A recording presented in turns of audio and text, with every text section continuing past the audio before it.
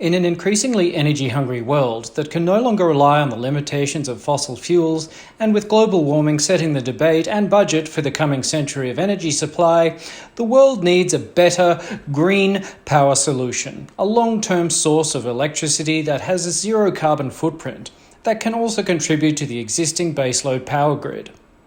Infinite Power Company has created the answer to these issues by developing the Infinite Power Cell. A proof of concept for the Infinite Power Cell was produced at the University of New South Wales, Sydney, and tested at the Pacific Northwest National Laboratory in Richmond, USA, with the power cells being produced in our R&D facility in Cumbria, England.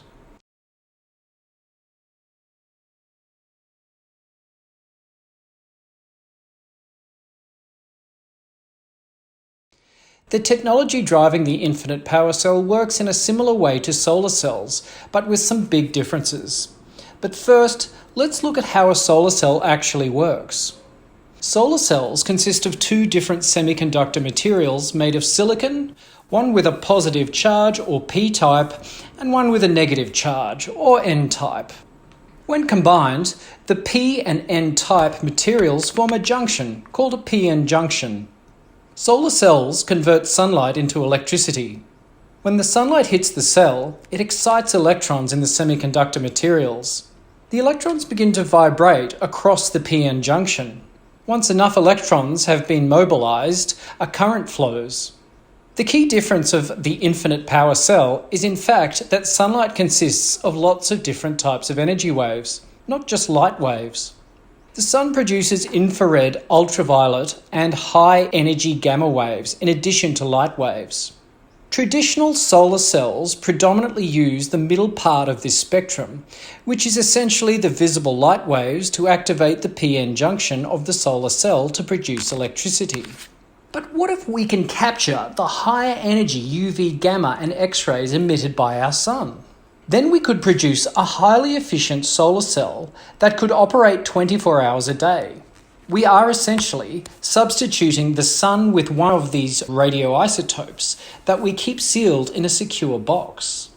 By doing this, we can direct and capture the high energy waves it emits onto our patented semiconductor that we call a kinetic cell, which is our vision of the traditional solar cell. This kinetic cell is the key difference between solar cells and our technology. This is the heart of the intellectual property and patents which we hold. And unlike the solar cells, which are only used for sunlight, kinetic cells are referred to as radiation hard, which means they can cope with the high energy waves emitted by the radioisotope that is just a few centimeters away from the cell. Discovering this material was in fact the eureka moment for the Infinite Power Cell Company, and the enabler that has allowed us to produce the kinetic cells. Interestingly, we can stack multiple cells on top of one another, so we can harvest all of the energy emitted by the radioisotope and convert it into electricity, which is another reason why our kinetic cells are 600% more effective than solar cells. Once we seal the box shut, the Infinite Power Cell is now safe to move and use for power generation. This amazing power cell can produce continuous power for 100 years. The key point that you need to appreciate is that this amazing clean energy solution actually already exists and is currently being produced here at our R&D facility in Cumbria, England. A dedicated group of scientists are building the Infinite Power Cell right here in this lab and would like to show you how they do it. There are only 3 key steps to building the Infinite Power Cell.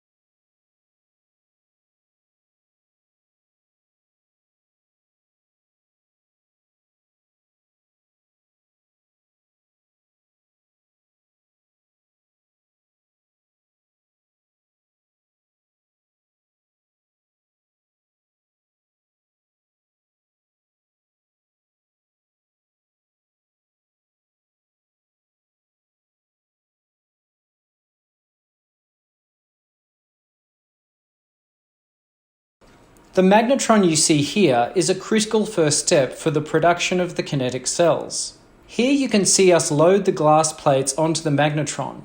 Once the door is closed, a vacuum is created in the chamber. The purple light you're now seeing is the glow of argon gas, creating a plasma to produce a semiconductor layer onto the glass plate, which is as thin as a strand of hair. So let's look at exactly what's happening in the magnetron chamber. The argon is ionized, forming a plasma, and the charged atoms accelerate toward our target material, in this case copper. The argon atoms bombard the target, knocking copper atoms out. The loose copper atoms pick up an oxygen atom to become copper oxide, and are then evenly distributed onto our substrate in layers just microns thick. We deposit several different materials as microlayers to create the kinetic cell, which is our new version of the solar cell, but specifically designed to harvest energy waves from radioisotopes and to continue to do this for over 100 years.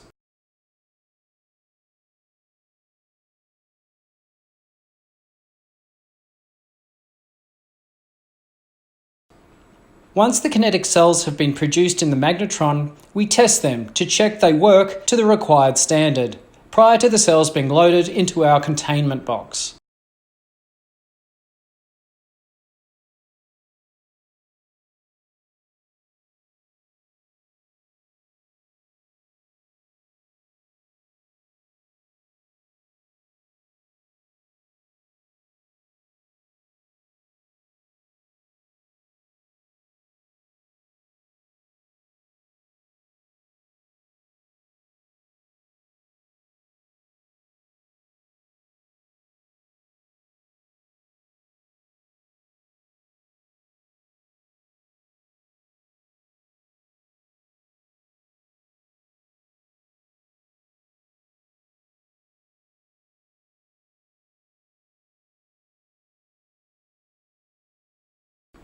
Now, the second step of manufacturing is that we stack the cells and install them securely into the containment box.